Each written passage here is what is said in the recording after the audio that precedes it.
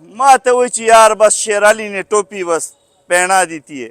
مې د ظالم زوی موږ خو د غرب کو 2 کاله در سره موږ خواري وکړو اوس ته وایې ټوپی راته پي ټي آی والا واچوله. ما زړه ډېر زیات خفه شو. اخر په کوم بنیاد باندې خلک سیاست کوي؟ اخر په کوم بنیاد باندې زه نور منډه ووهم؟